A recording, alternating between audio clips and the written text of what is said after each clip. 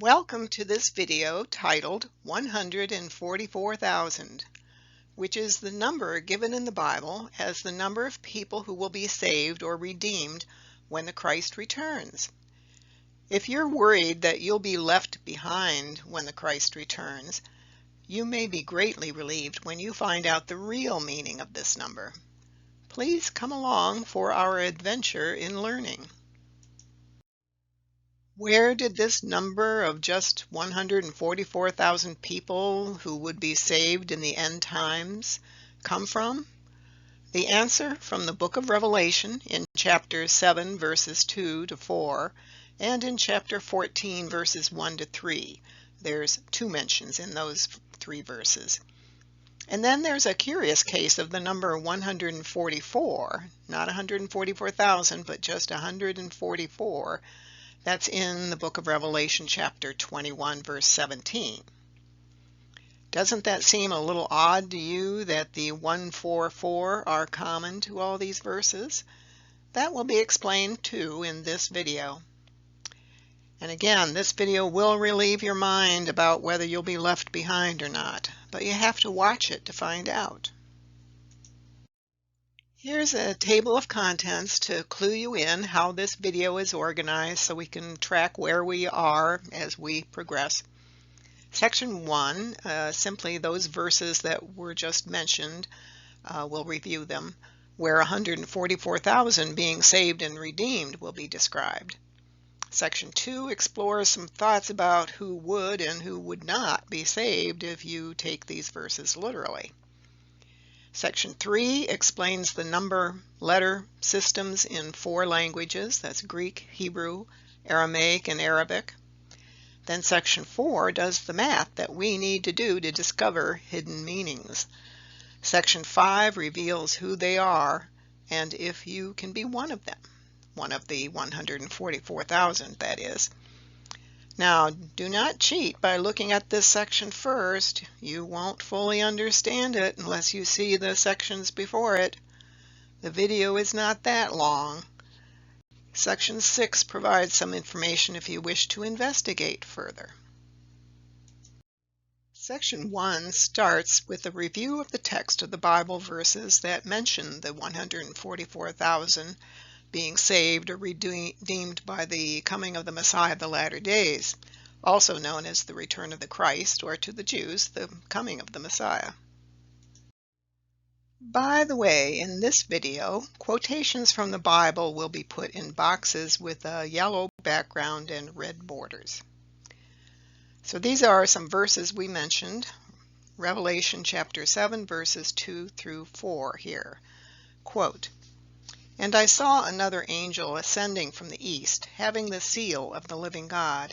And he cried with a loud voice to the 4 angels, to whom it was given to hurt the earth and the sea, saying, Hurt not the earth, neither the sea, nor the trees, till we have sealed the servants of our God in their foreheads. And I heard the number of them which were sealed, and there were sealed 144,000 of all the tribes of the children of Israel." End quote. And these verses from Revelation chapter 14 verses 1 to 3, quote, "And I looked, and lo, a Lamb stood on the Mount Zion, and with him 144,000, having his Father's name written in their foreheads. And I heard a voice from heaven, as the voice of many waters, and as the voice of a great thunder. And I heard the voice of harpers harping with their harps. And they sung as it were a new song before the throne, and before the 4 beasts." In newer editions, this often reads living creatures, not beasts. "And the elders, and no man could learn that song but the 144,000 which were redeemed from the earth." End quote. And then there's this verse, Revelation chapter 21, verses 16 and 17. The verses that speak of the 144 cubits, not 144,000 saved persons. A cubit is a unit of measurement. Quote, "And the city lieth foursquare, and the length is as large as its breadth. And he measured the city with the reed, 12,000 furlongs. The length and the breadth and the height of it are equal. And he measured the wall thereof 144 cubits, according to the measure of a man, that is, of the angel." End quote. Now you know the biblical sources of 144,000. Now on to Section 2. Section 2, this is a short section in which we will explore some thoughts on who will and who will not be saved or redeemed, just to provoke some further thoughts which strongly indicate that this 144,000 should not be taken literally. 144,000, that's how many people the book of Revelation says will be sealed or redeemed when the Christ, the Messiah, returns, if you take it literally. That is only 0.0021% of the world's present population of about 7 billion. That's only about 21 people out of every 1 million people on earth, thus would be among the saved. If God is going to let all non-Christians die or be left behind on a disintegrating earth, and the 144,000 to be saved are to come from only the 1.9 billion Christians on the planet, no one else from any other faith, that's just 0.0076% of the 1.9 billion Christians on the earth, which is only about 76 people out of every 1 million Christians. If you are a Christian, do you think you have a chance of being redeemed in light of this information? You'd have to be especially saintly to make the grade. Do you qualify? But hold on here. Actually, the book of Revelation verses say that the 144,000 will only come from the 12 tribes of Hebrews, 12,000 from each tribe. That leaves out all Christians if you take these verses literally. If we go back and look at Revelation chapter 7 verse 4 a little more closely, we'll see where that comes from. Quote, "And I heard the number of them which were sealed, and there were sealed 144,000 of all the tribes of the children of Israel." End quote. Meaning that the 144,000 will be selected from the 12 tribes of the Jewish people, no Christians. The verses say that the 12,000 from each tribe will be selected. 12 tribes of Israel times 12,000 from each tribe equals 144,000. But we know this must be purely symbolic because the 12 tribes no longer exist in an identifiable way. The only Hebrew heritage that can be proven is for the Kohanim. There's actually a DNA marker that can identify members of the priestly class of antiquity. Kohanim are of the tribe of Levi. No other tribe can be identified, and no Jewish persons can claim firm evidence of what tribe they belong to, except for the males that have the Y chromosome marker of the Kohanim.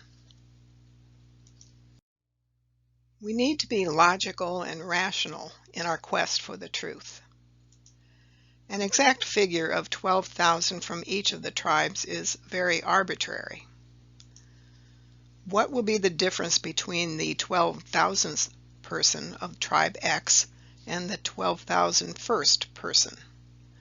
Would it be something like whether he or she said one prayer more than the other? God's decision-making on this seems completely inexplicable. Will children be judged the same as adults? If children are assumed to be innocent, then all 144,000 of the chosen will be infants because they have not committed any sins. But that means that millions of other innocent babies will perish. Such arbitrary judgments are not founded in justice. A just and loving God would not be so limited in justice and love. Therefore, the only logical way to look at the meaning of this is that the number 144,000 is symbolic in nature, not literal. God loves his creation. He has stuck with us so far. Why would he be so cruel and arbitrary now? So we're on to section 3 now. At last we get to the numbers. Onward. It's important to understand that at the time the Jewish scriptures and the New Testament were written, that there were no numerals in ancient Hebrew, Aramaic, and Greek written languages, or in Arabic. Instead, letters were used to show quantities and measurements. Sometimes numbers in the Bible have no real significance. Other times, they have very special significance. There are 3 different kinds of numbers in the Bible. First, literal. 5 means 5, 39 means 39, etc. No hidden meanings. If a verse states 5 cubits, it just means that, nothing else.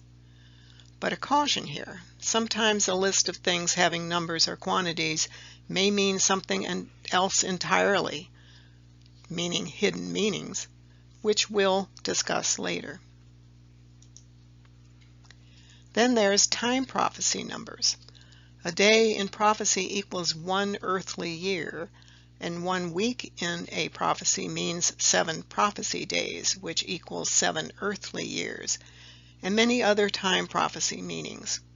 For a full explanation about Bible prophecy mathematics, please see my video titled Christ Has Returned on my YouTube channel named Integral Destiny 9 that you see there at the very bottom. And the third type of number is mystical or symbolic numbers. The next several slides will explain about numbers in the languages of the Bible and mystical or symbolic numbers. You may be wondering, how can the number be symbolic?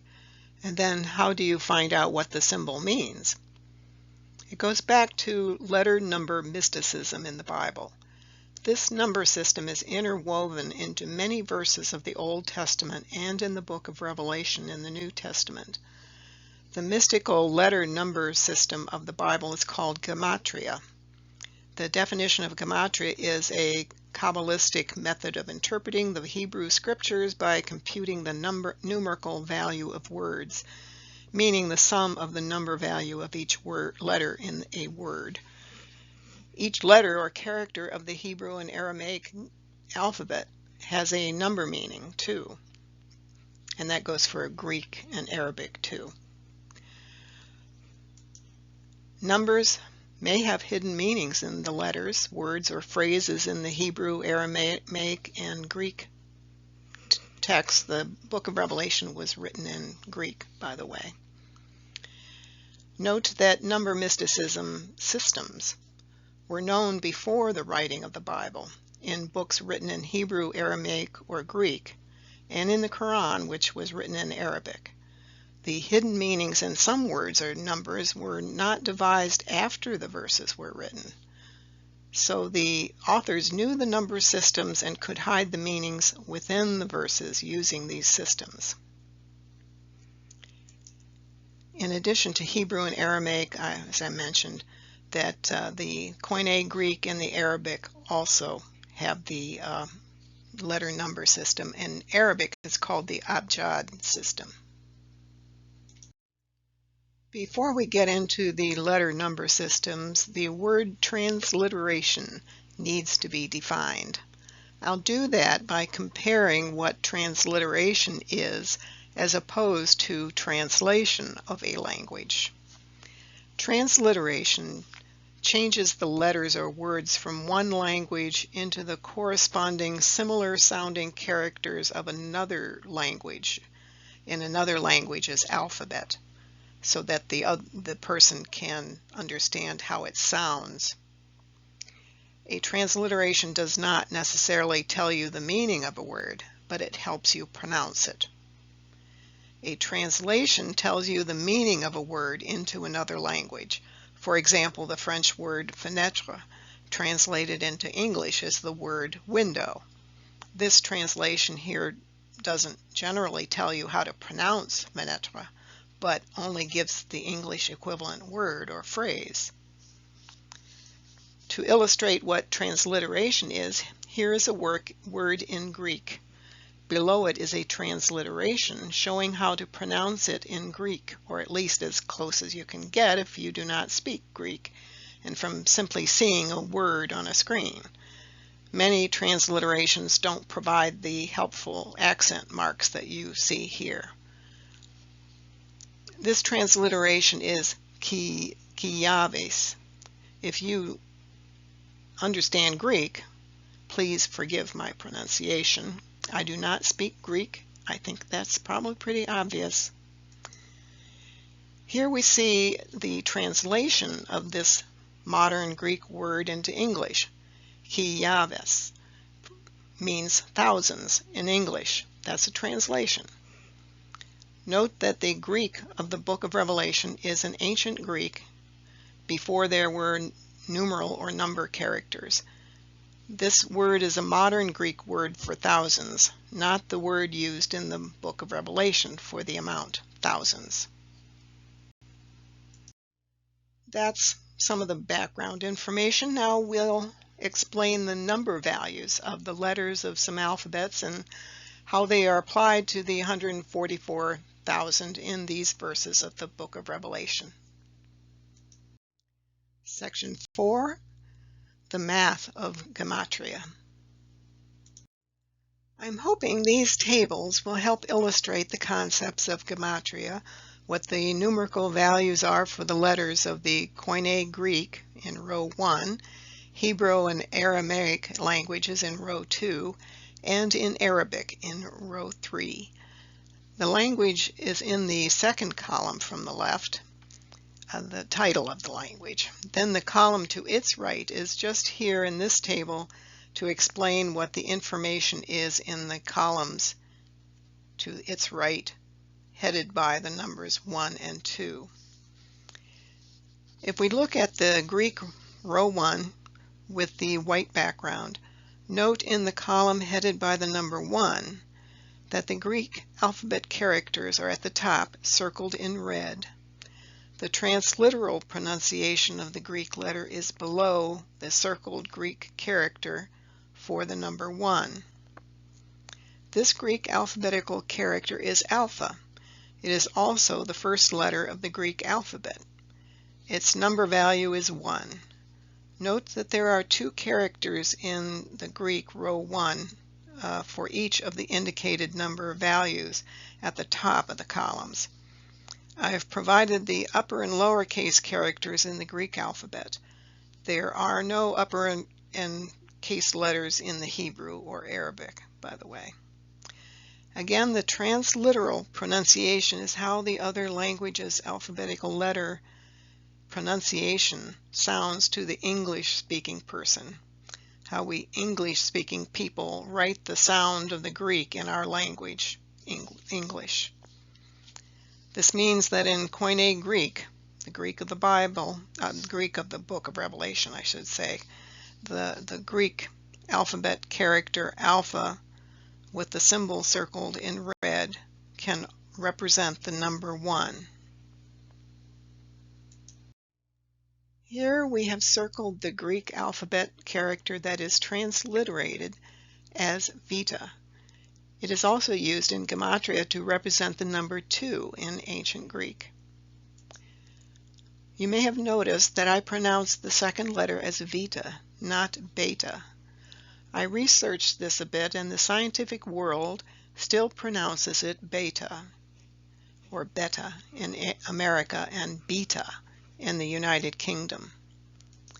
But modern-day Greeks actually pronounce it with a V as in victory sound, Vita. Note that the book of Revelation was written in Greek, an older Greek known as Koine Greek. One author who studied the older texts described it as an Hebraized Greek, meaning that whoever wrote it down was strongly influenced by the Hebrew language. Greek was the language of literary works in much of that area of the world, the Eastern Mediterranean areas in that time period, even in areas under the Roman rule.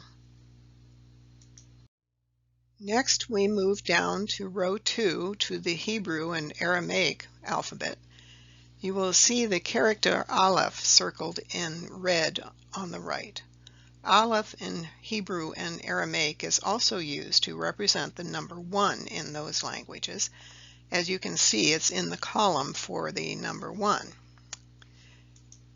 Moving to the adjacent cell in that row, we see the Hebrew Aramaic alphabet character Bet, circled in green, which is also used to represent the number 2. You can see it's in the column headed by the number 2. Progressing to the Arabic language at the bottom in row 3, there are 2 characters in the Arabic language that are equivalent to the number 1. Those are the character Alif at the top in that box that's circled in green, and the character called a Hamza on the bottom, circled in yellow.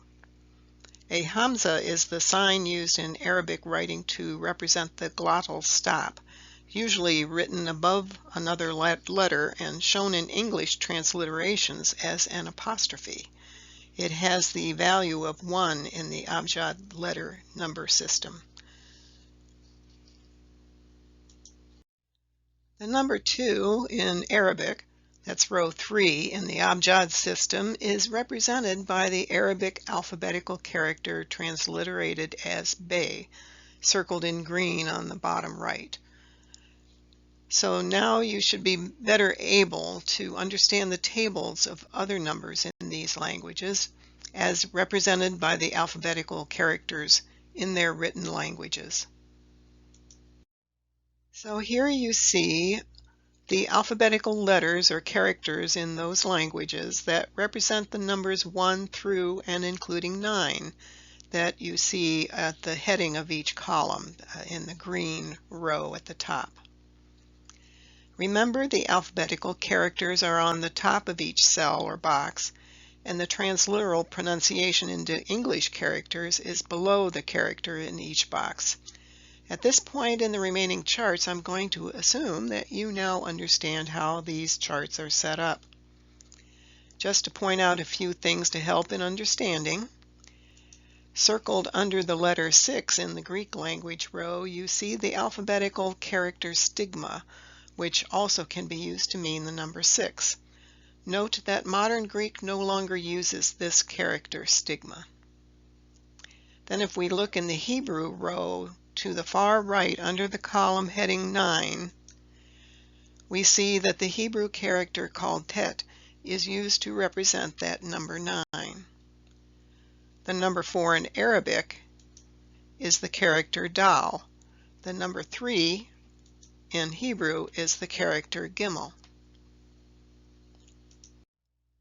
The previous chart showed all the numbers that are single digit, 1 through 9.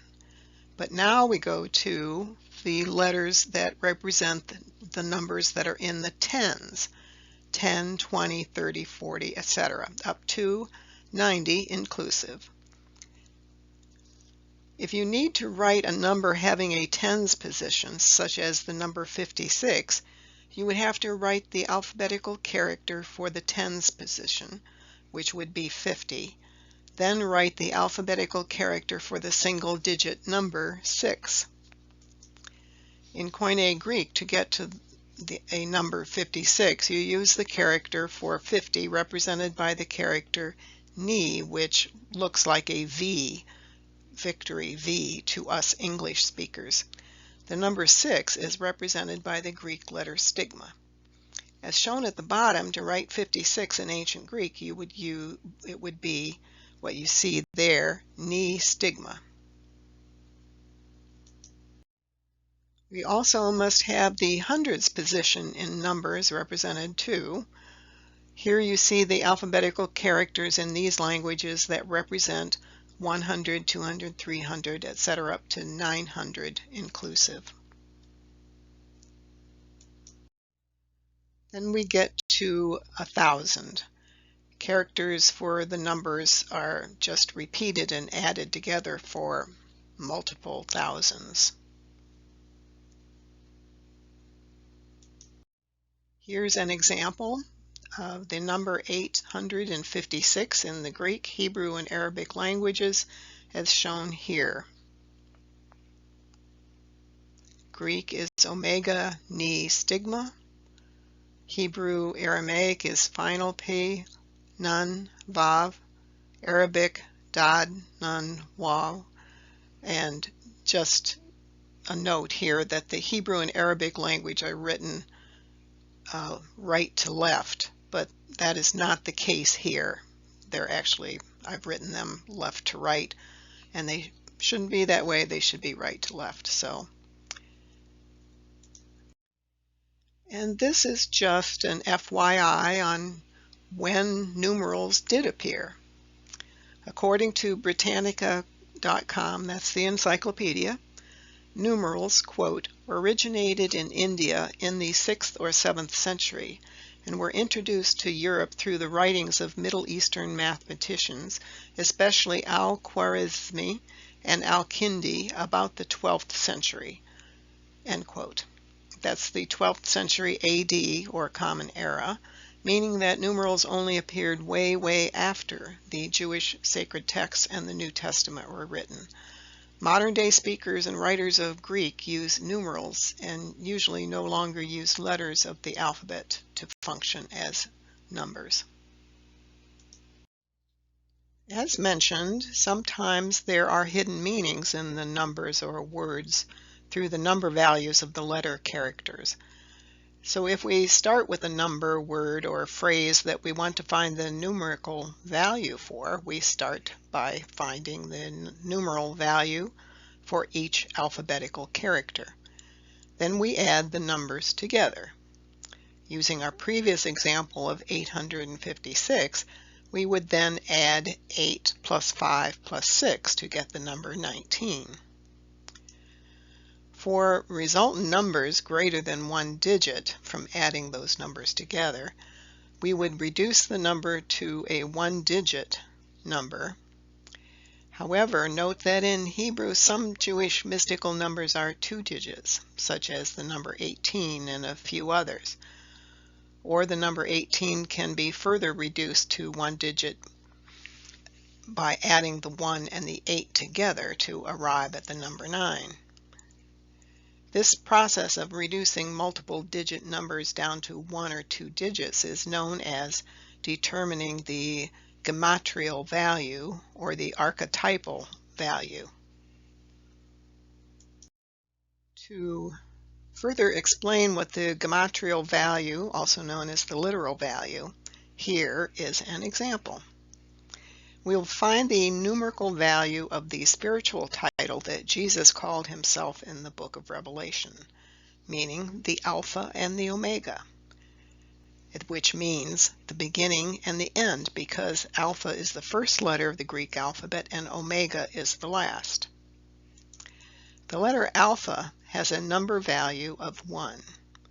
The value of Omega is 800.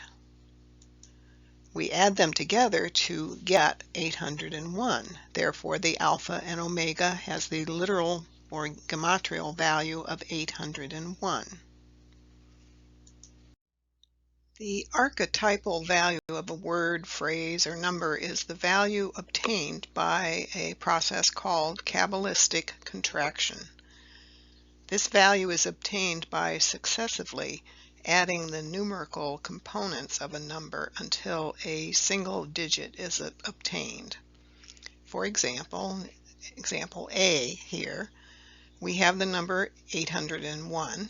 Remember this number from the previous slide where we determined the gematrial value of the phrase the Alpha and the Omega.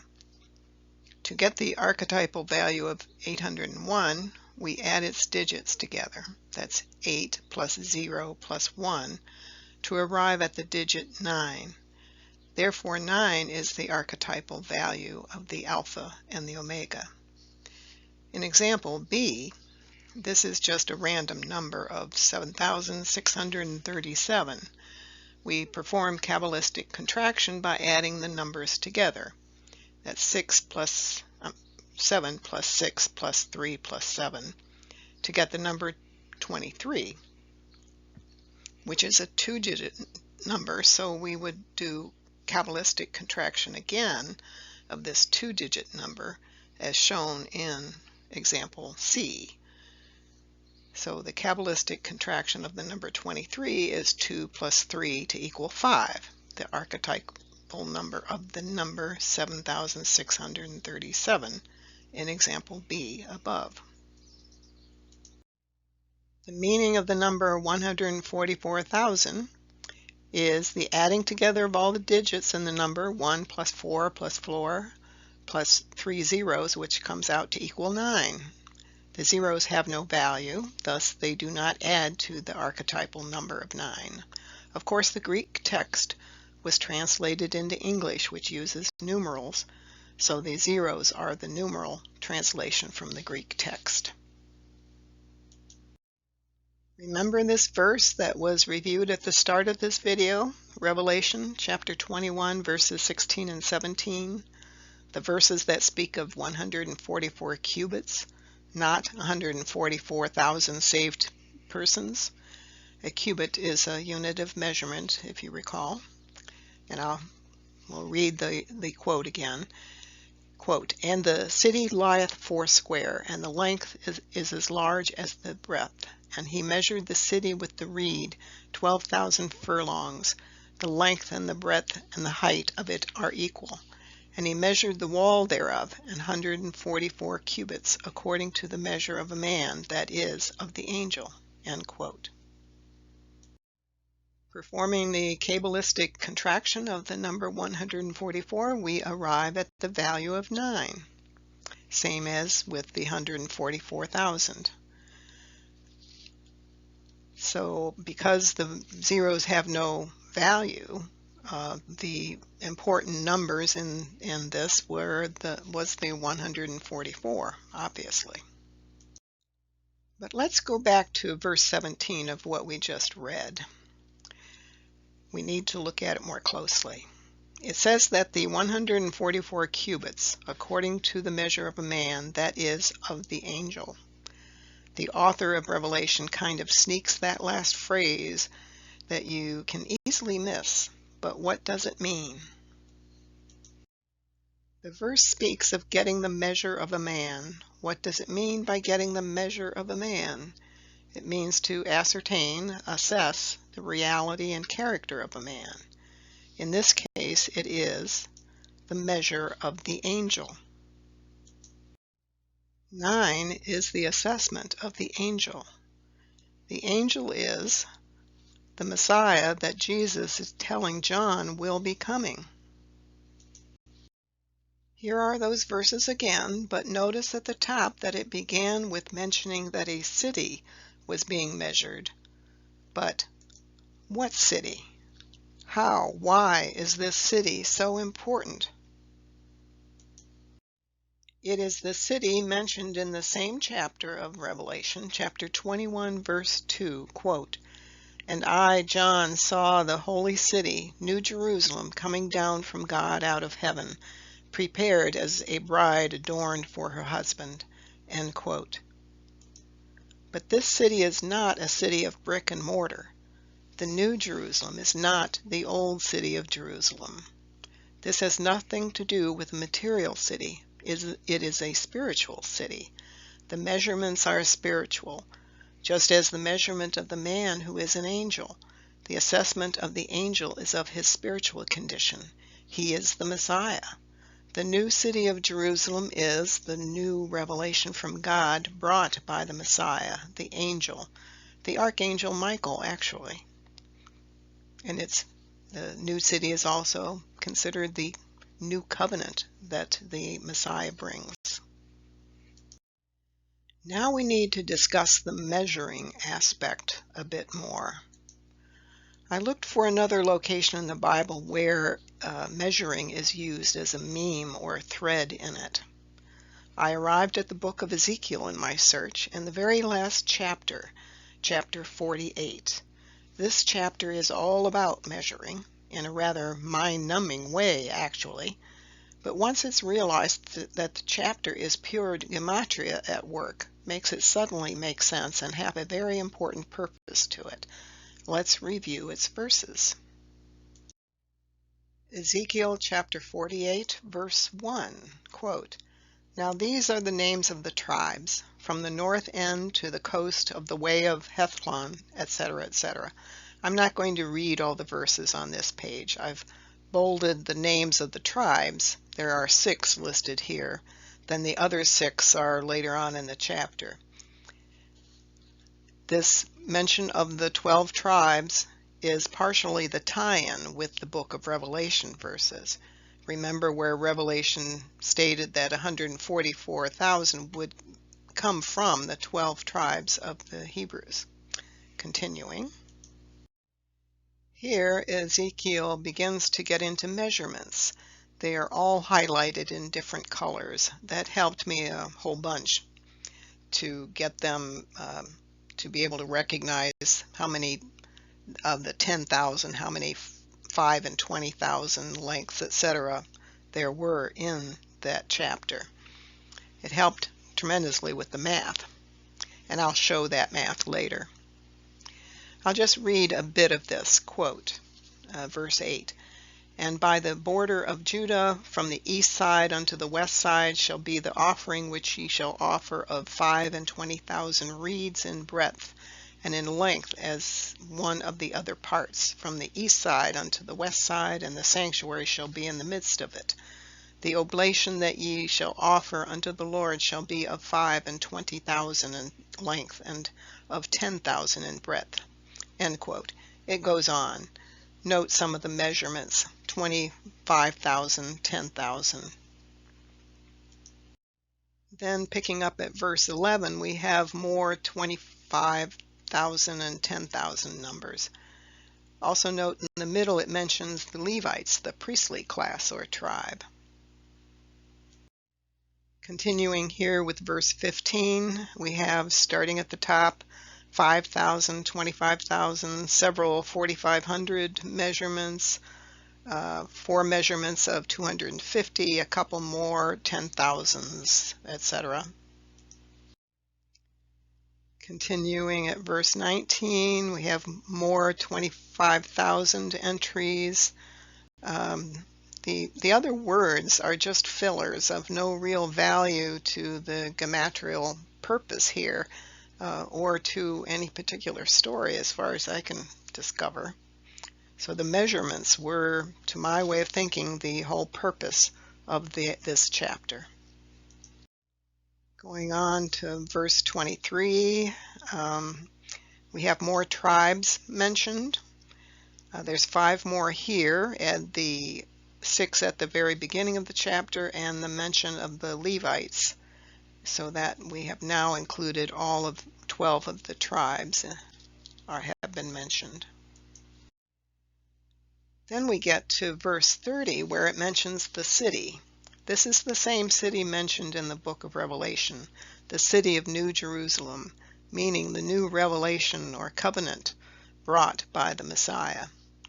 The previous mentions of the city were about areas outside of the city itself, but here in verse 30 it starts to measure the city itself. I've put all these measurements into this table.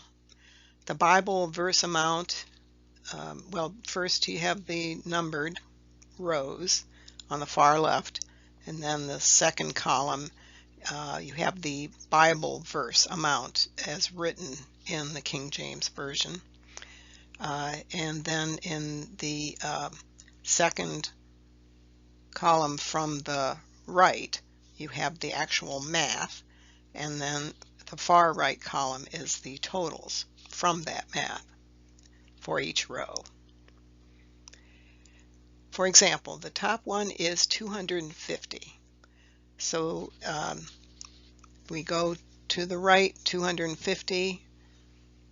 It's put into numerals, and then times 4 because there were 4 mentions of the measurement 250 in that chapter, for the total of 1,000 on the far right. The next one is 4,500 times 8. 8 is the number of times that 4,500 is in these verses, and that totals 36,000 in the far right column, etc. Then I totaled all the numbers in the far right column to get the number 405,000 shown in the bottom right. Then we do a little cabalistic contraction by adding all the numbers together. That's 4 plus 0 plus 5 plus 0 plus 0 plus 0, which equals the number 9. So the gematria value of all those measurements is the number 9. Now you may wonder, well, some of the measurements were outside the city. You may ask if these numbers should be separate from the numbers for the city itself. Well, we can do that. Here's that table minus the numbers for the city. That would be 4 of the 4,500 measurements in row 2 and the 18,000 measurement in row 5.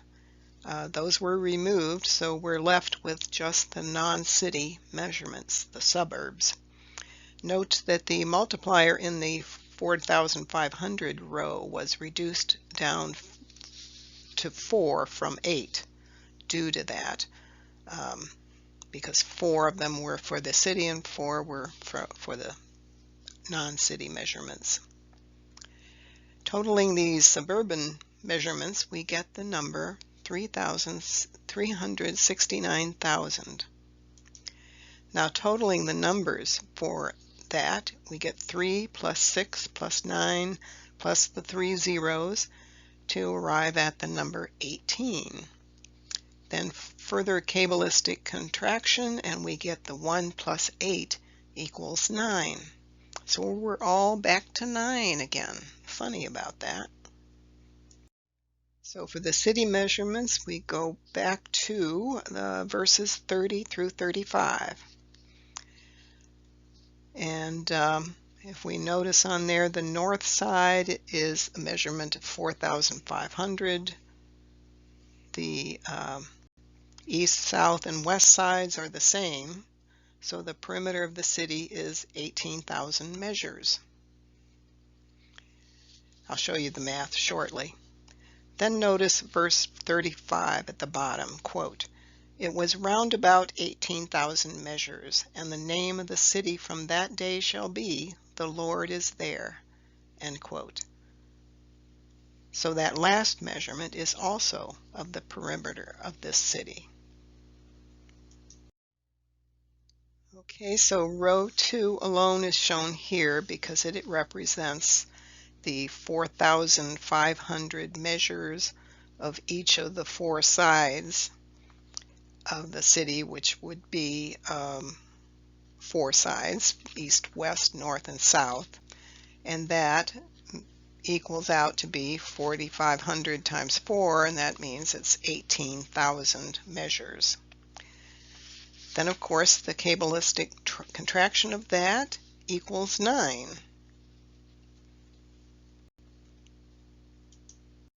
And separate from that previous slide, we have the last measurement of the city. It just gives the total roundabout measurement, that is the 18,000 measures figure. And of course it contracts 2 to the number 9. And just to clarify that last figure, this is from that very last verse of chapter 48 of Ezekiel. It was around about 18,000 measures, and the name of the city from that day shall be, the Lord is there. The city, as mentioned before, is the new revelation from God to be brought to us by the returned Messiah, the Messiah of the latter days. So the revelation from God would be a new covenant between humankind and God, and the Lord will dwell there forever. Well, it is also very obvious that no matter how you slice it or dice it, it all comes out to the number 9. Now you know that the 144,000 really means 9. Now we go to section 5, where the questions, who are the 9? And the question, can I, meaning you, be one of them, will be answered. Finally, we're getting to the point where the meaning of 144,000 will be explained. Honestly, you really do need to know about how gematria works, so if you skipped that part in sections 3 and 4, I really suggest you go back and see them first. We're getting to an answer to your basic question, who will be the 144,000 to be saved? We needed to get to where the number 9 comes into the picture before an explanation can be given. But you're wondering, well, does it mean we're down, instead of from 144,000 to be saved, we're down to 9 people being saved? Well, it actually means a better outcome than 144,000, literally. So the resulting question really is, who will be the 9 to be saved? This verse will help answer that. Revelation chapter 14, verse 1, quote, "Then I looked, and there before me was the Lamb, standing on Mount Zion, and with him 144,000 who had his name and his Father's name written on their foreheads." End quote. Note the mention of the Lamb. The book of Revelation foretells the coming of 2 holy persons, the Lamb, who was the herald or forerunner of the Messiah, and also can be referred to as the Elijah figure, and he who sits on the throne, who is the Messiah of the latter days, also known as the Father. The ending of the phrase, quote, "Father's name written on their foreheads," end quote, simply means that the Fathers, the new Messiah's followers, will have a name derived from the Messiah's name. On their foreheads means that this name of the Messiah is uppermost in their souls and thoughts. It pervades their thoughts, meaning their intense devotion to the Messiah. Another quote, this one from the book of Luke, chapter 9, verse 26. Note that I've emphasized some words and injected a 1 and a 2 to help people see that there are 2 separate references to the coming of the Son of Man. First, in his own glory, then second, in his Father's glory. I interjected the word glory after the Father to clarify that phrase. It is speaking of the glory of the Father. And the quote is, I forgot to quote it, "For whosoever shall be ashamed of me and my words, of him shall the Son of Man be ashamed when he shall come first in his own glory, and second in his Father's glory, and of the holy angels."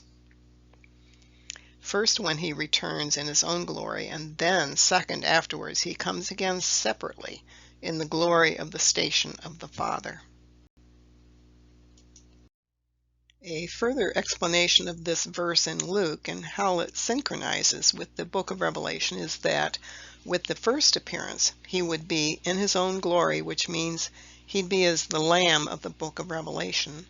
This Son of Man appearance would be as the forerunner or herald, the Elijah figure of the returning Messiah to come in the latter days, also known as the end times or the last days. The second appearance of the Christ Spirit would be in his Father's glory, meaning as the one who sits on the throne of the book of Revelation. This Son of Man appearance would be in the station of the Father, meaning he would come as the Messiah of the latter days.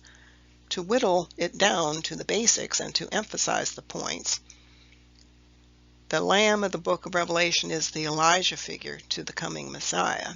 and the one who sits on the throne from the book of Revelation is the Messiah of the latter days. I have a big announcement to make.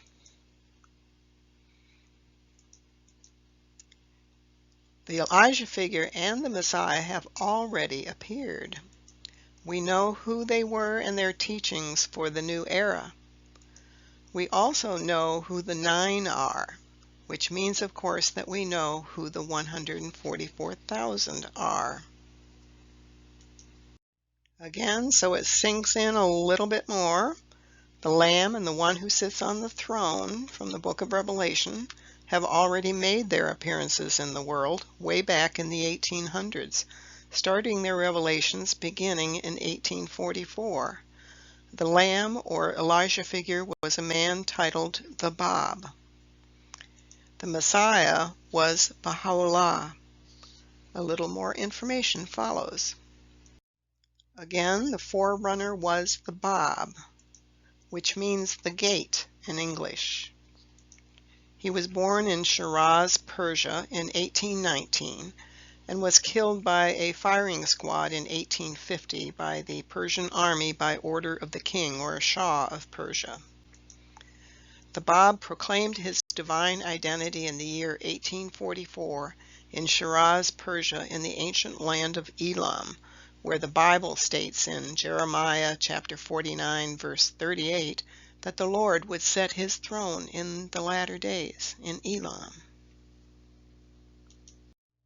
This is the Shrine of the Bab, a golden dome structure on the side of Mount Carmel in Haifa, and it's the final resting place of the Bab. The new Messiah, the manifestation of God for this new era, was Baha'u'llah, which in English means the glory of God. The word Baha means glory. Baha'u'llah was born in 1817 in Persia and passed on to the heavenly realm in 1892. He's buried outside of Akka, Israel. He proclaimed his station as the promised one of the ages, the returned Christ Spirit, in the April of the year 1863. This is an excerpt from his writings about his station.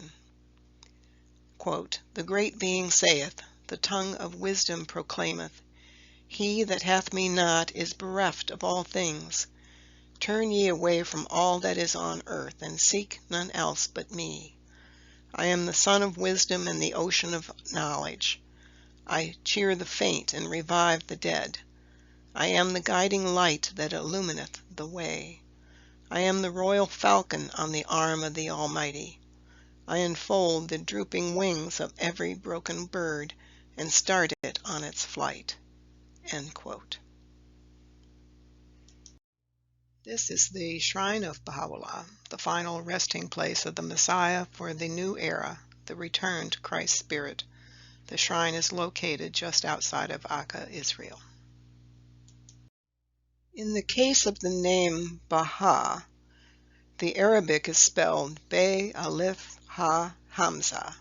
That's the apostrophe in the word, the transliterated Arabic word. The values of each of these characters are: Be is 2, Alif is 1, Ha is 5, and the Hamza is 1, which equals 9. Its archetypal value of the word Baha is 9. So the book of Revelation spoke about the devoted followers of the Messiah of the Second Advent in this coded way. 144,000 equals 9 equals Baha, which means the people of Baha, the followers of the Messiah of the Second Advent in the latter days, followers of Baha'u'llah. These are the people with the name of the Father written on their foreheads, as mentioned in Revelation chapter 14, verse 1. This is a quote from Baha'u'llah, the new Messiah, which mentions the people of Baha. Quote, "This is the day whereon he who is the revealer of the names of God hath stepped out of the tabernacle of glory and proclaimed unto all who are in the heavens and all who are on the earth, put away the cups of paradise and all the life-giving waters they contain, for lo, the people of Baha have entered the blissful abode of the divine presence, and quaffed the wine of reunion from the chalice of the beauty of their Lord, the all-possessing, the Most High. End quote. And another quote from Baha'u'llah, quote, "Consort with all men, O people of Baha, in a spirit of friendliness and fellowship. If ye be aware of a certain truth, if ye possess a jewel of which others are deprived, share it with them in a language of utmost kindliness and goodwill. If it be accepted, if it fulfill its purpose, your object is attained. If anyone should refuse it, leave him unto himself, and beseech God to guide him. Beware lest ye deal unkindly with him. A kindly tongue is the lodestone of the hearts of men. It is the bread of the Spirit. It clotheth the words with meaning. It is the fountain of the light of wisdom and understanding." End quote. You may be wondering if this group is exclusive, this group 9, the people of Baha. Will you be left behind? Which was your concern to begin with, most likely. Not at all. It is not an exclusive club or group. The only prerequisites are you must, number 1, believe that Baha'u'llah is the manifestation of God for this new era. And number 2, strive to follow his laws and spiritual guidance set forth in his writings and his faith, called the Baha'i faith. If you want to be one of the 144,000, meaning one of the people of 9 or the people of Baha, there's no secret ritual you have to go through. You don't have to sign with your blood. All you have to do is truly believe that Baha'u'llah is the Messiah and follow his laws and guidance. You can't leave that out. You cannot lie your way into being one of the people of Baha, and you shouldn't delay too long either. We never know when we might be leaving this world to go on to the spiritual realm. The Messiah and God decide whether you make the grade or not. You may be mentally asking, what if I don't believe any of this? If what I'm telling you is not true, you have nothing to fear. But if it is true, you may be in a whole lot of hurt, spiritually, for not recognizing the manifestation of God for this time.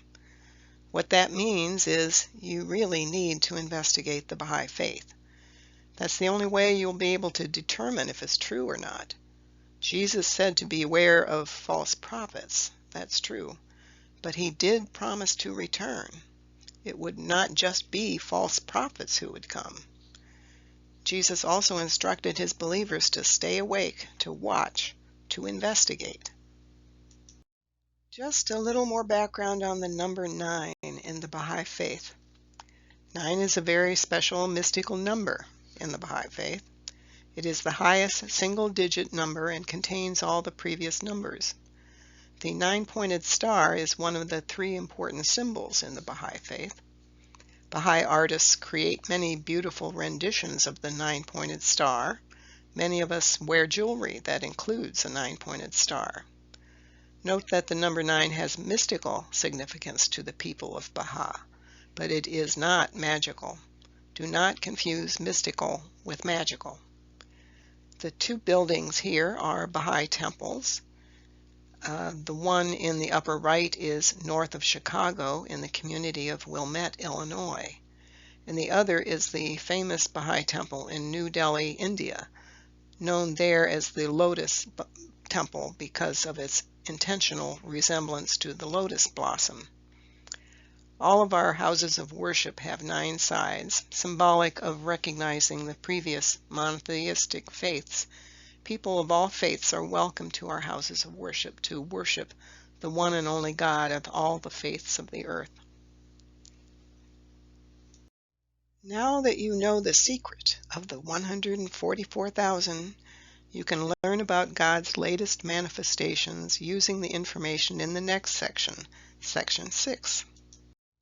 Section 6. Information Resources. If you'd like to find a book that gives a good, interesting overview of the Baha'i Faith, its main figures, history, beliefs, and its followers, without being preachy or trying to convert you, this is the book for you. Its title is Baha'u'llah and the New Era by the author J.E. Esselmont.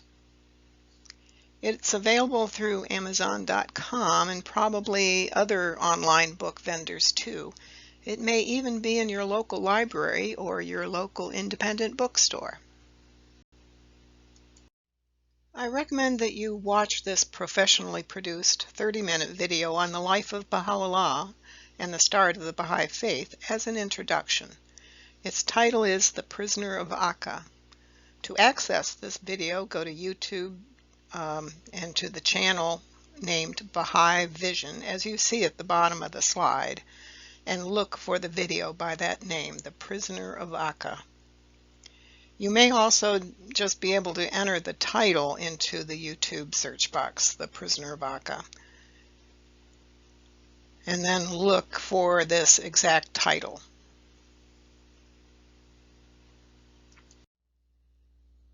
This is a great little documentary. It's about an hour long. Its title is The Gate, Dawn of the Baha'i Faith.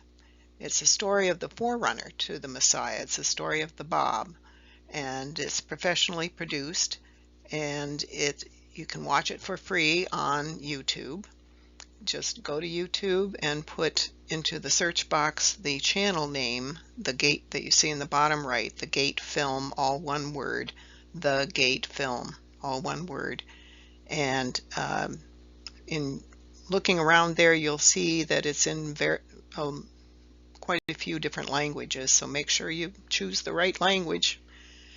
Again, it's about an hour long. It's for free. Here are some official Baha'i websites. Top one there is www.bahai.org.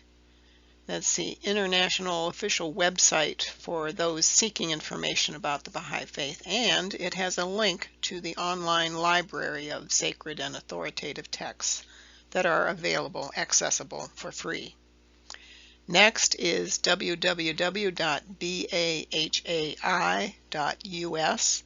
That's the USA official website for seekers who want information about the Baha'i community in the United States. Then we have bahai.org/library, and that is access, again, free to the sacred and authoritative texts and other publications by worldwide Baha'i community. Then at the bottom, the USA bookstore. That's BahaiBookstore.com. It's the official online bookstore for the USA. You can purchase books, videos, music, and some other items through this site as well. You don't have to be a Baha'i to purchase things. The National Organization of the Baha'is of the United States has a presence on both Facebook and its own YouTube channel. Both of their pages in these websites goes by the name Baha'is of the United States. More websites. Top one, BahaiTeachings.org. This is a blog site where you can find numerous articles written about subjects touching on the Baha'i Faith and the teachings. It's not an official site, but rather is produced by some individual Baha'is. There's a variety of topics in here, so if you have any specific topic, you can go on there and try to find articles to enlighten you what the view from the Baha'i Faith might be. Next is the access address to the YouTube channel of the Wilmette Institute, which is an online Baha'i educational site that has webinars and actual online courses. Some are free and some at a cost, on a wide spectrum of Baha'i topics. The easiest way to get there is to go to youtube.com, then in the search box put their channel name, which is, as you see there, Wilmette Institute. We have a Baha'i World News Service which can be reached through the website you see there, https://news.baha'i.org. And then to read some examples of some Baha'i prayers, go to www.bahaiprayers.org. On the right are listed several but not all of the books that Baha'u'llah has written. You may be able to find them for free at the website address at the bottom, baha'i.org/library. You may find some in your public library, or if you wish to purchase them, some are available through online booksellers. Here's a list of many of my other videos, all on YouTube, mostly on prophecy fulfillment by the main 4 founding figures of the Baha'i Faith. You can read the titles. There's a variety of topics. Pause the video to review them to see if any might interest you. Instructions on how to access them, all for free, on YouTube is on the next slide. Here's how to find my videos on YouTube. You have to get to YouTube first in the first method, and that is www.youtube.com. You get to the site, and in the search box on that site you enter my channel name of Integral Destiny 9. You see they're all one word, no spaces between, with the number 9 at the end. Or you can simply put the URL into the search box of your, like Google, whatever, www.youtube.com/c/ then my YouTube channel, Integral Destiny 9, as you see there. And that should get you directly there, so I understand. And you'll see a list of videos, and you just have to roam around on my channel and find those videos. Please note that this video is an amateur production by this singular person, me, and it's very obvious it's an amateur production. It's not an official production by the Baha'i Faith community. Copyright protections are claimed. Please do not make changes, additions, or deletions to this presentation. Have questions? Contact me at the email address you see there. And thank you for watching.